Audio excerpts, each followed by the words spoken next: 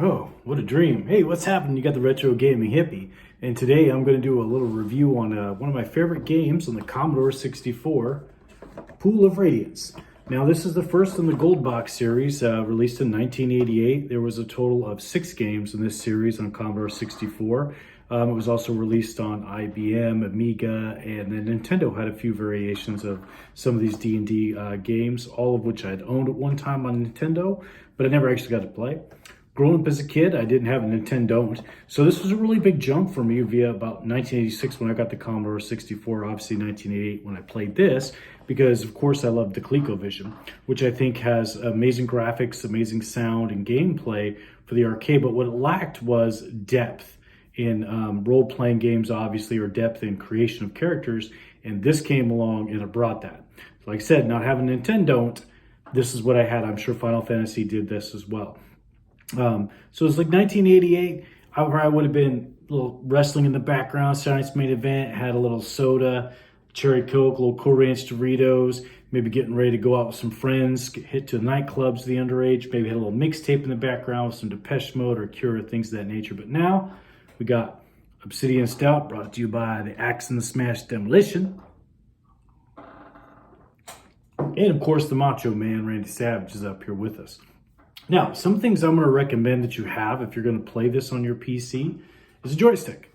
I was lucky enough to get a couple of these Spectravision in box for $5 about 5 years ago at a thrift store down in Arizona when I was doing a little road trip through there. Works really well. I will vary my gameplay between keyboard controls because there's a lot of menu-based stuff in this thing, and then movement and combat, I go with the joystick. Now with the game, of course, it came in this beautiful gold box. But what was in this gold box? Well, you had an ad for a clue book that you could order away from TSR. How are we doing? A little notification, a little newsletter if you want to get a newsletter every week. A little quick guide, how to set up your character and what to do. I really refer to this when it comes to keyboard movement because sometimes it's diagonal movements with a keyboard don't work really good with the joystick, so I'll refer to them on the keyboard. And a lot of combat can be very strategy based. A little pamphlet that talked about games they already had or games that were coming out. What's great about this game is that it has, an adventurer's journal. So there's a lot of reading involved in this game with clues and maps and texts that you get hints from inside the game. And so then you jump into that and read about what it is. And then your basic rule book about how this world works, character creation, things of that nature. So those things had all been included with your book, along with the most important piece, the Indiana Jones spinning wheel, which you can find these online if you don't have one, but it's how you decode copyright protection for the game. The game is going to tell you to make a copy of your original game via blank discs, which is something else you're always going to want to have too if you're going to be in the floppy disk era. And you can get these really cheap on eBay. But you're going to need blank discs to not only save your game, but also make copies of your original game that come with it, these discs here. And they copyrighted it by having little wheels or code words they would ask you in the journal. I have fond memories of back, my friends would take this thing to Kinko's and make a copy, and they would make their own version of this because you could rent the game for $5, then have your own copy and have your own pirated version of getting around the copyright protections and stuff. So that was always kind of a nice thing to do. Now, what are these floppy disks? Well, this is the information. So back in 1980s, you had cart-based stuff that could store a lot of information, but the disks allowed you to do so much more. And so that allowed you to customize and make something I'd never seen before the ColecoVision. But with that comes consequences. So what is not too good about this game? Now let's keep this in the perspective of 1980s.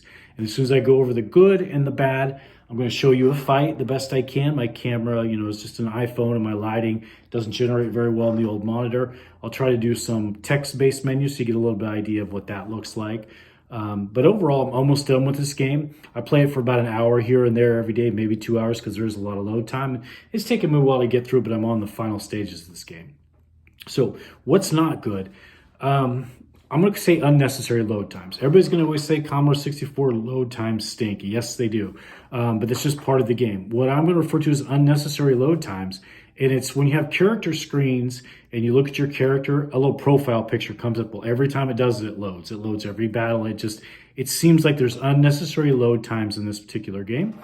But this is the first one, so, they've got some room to grow and make improvements. Some level caps. Obviously, you can make up a varied party with fighters and magic users and spellcasters, or clerics that are healers. My magic users are capped, like around level 6. I mean, I can only carry about 2 spells. Clerics seem kind of capped.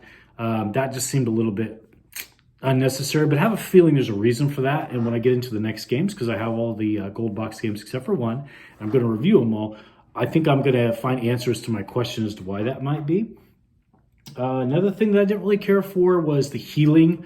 Pro tip, if you're able to rest in an area, jack your rest up to like 6 months, 60 days, whatever, if that's what it takes to fully heal, or else you're going to go back through, you're going to cast, cure light, heal light wounds. You're going to do a lot of casting with your cleric and a lot of memorizing, a lot of back and forth with those menus, or you could just rest for like 30 days, get up, make yourself a cup of coffee or tea or whatever, and come back and they'll be fully healed, because it would allow you to heal them. And the highest healing spell I have is a cure light wounds, which is something I found kind of odd, again, because of maybe that level clip, but who knows, I don't know D&D games that well.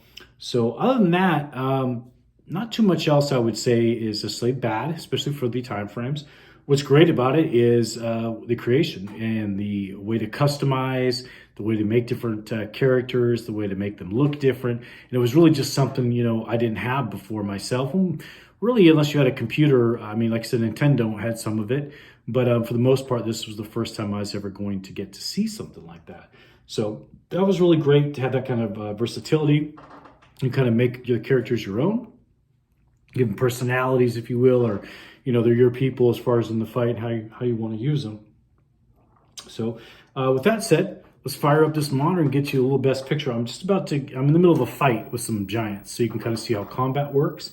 I do have the sound up so you can hear the sound, but trust me, sound is definitely not a big part of this game at all. It probably is going to look strange because these old CVRT monitors probably don't record well with an iPhone, but we'll do the best we can. So here we go. And if you look at my party, of course they're customized to me, and I'll show you better on the menu screen. But first I'm gonna rock off with a little fireball. And notice I'm using the joystick for this. I do like the spell sounds.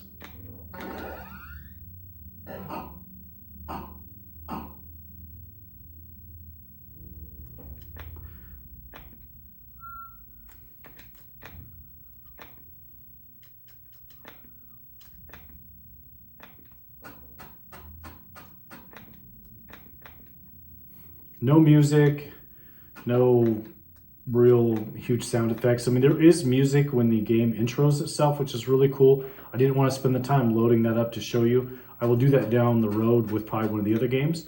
But it does show that the Commodore 64 has the capability to do good sound, but they just chose not to do much with the game. That's why I'd have wrestling on the background or some kind of mixtape when I was a kid.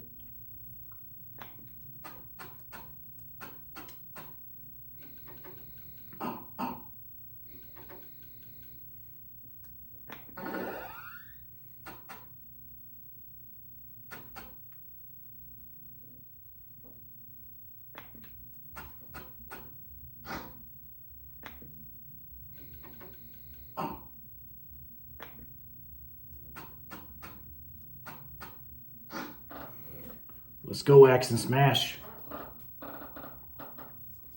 Now, one good thing that this does have, but you need to be mindful about what it might do, it's the quick selection for your characters.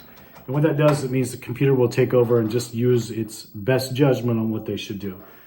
This becomes really helpful because there are some battles that there'll be like 30 of these just minor level creatures. But the reality is it takes so long because each one of them has to take a turn. That you'll want to put your characters on quick when they're high enough level, go make yourself a cup of tea or whatever. This is going to take a little while. That was definitely something kind of lackluster with these. But this is how the battle looks. You can see the characters all have different colors to them, which you can create at the character create screen, which I already did. You give them names, you roll their stats, you give them different colored items. Whether it be clothing or weapons, you can give them different weapons as well through the menu screen. So it offered, like I said, a lot of customization that I had never really seen before in a video game, that's for sure.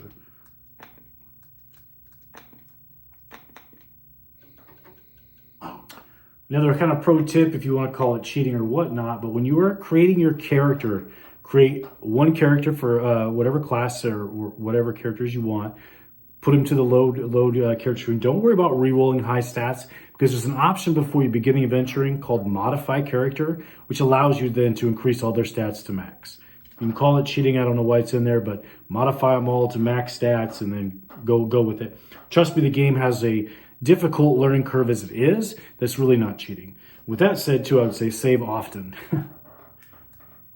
Nothing is more frustrating than having not saved and then getting one-shot one of your characters by something who's dead.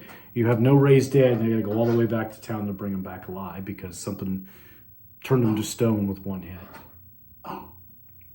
But that is how D&D games work.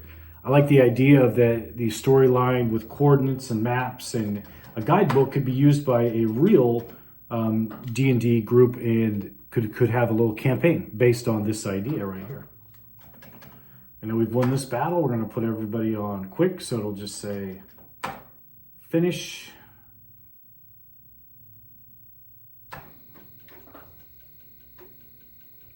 And of course, there's load time. Shows the experience you got. Some items. I find the items to be lacking, that's for sure. I really don't find too many huge or nice upgrades. It would be nice if there was a place that you could buy potions or magic items. You can buy silver items, but pretty soon money became a moot point to me. That's for sure.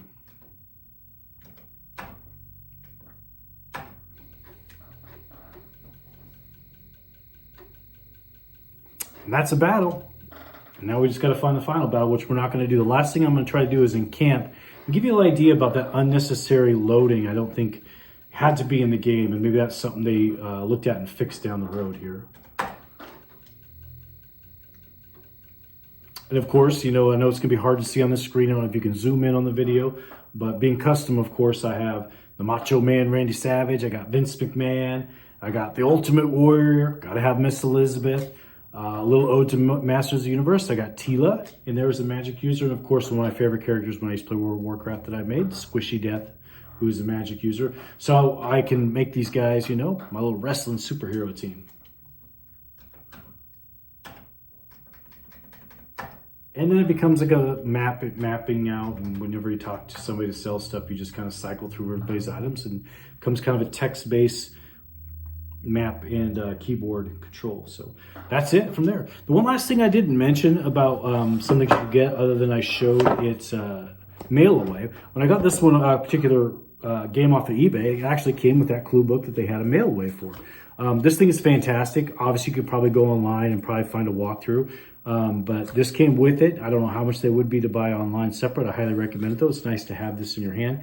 It's got little quick guides about levels and spells and what they do and ranges and things like that. But then it also has a walkthrough that works really well. So, good stuff there. That's my review. Commodore 64, first game in the Gold Box TSR series that came out in 1988. Next up, I think we'll take a look at the Curse of the Zorbons. We're going to try to figure out what Skeletor is up to, maybe further on down the road. So if you like this video, tell me down below what you thought. Tell me if you want me to give you a little close-up of the game with the camera, which I can do if I hold it from my perspective so you get a little better idea what it looks like.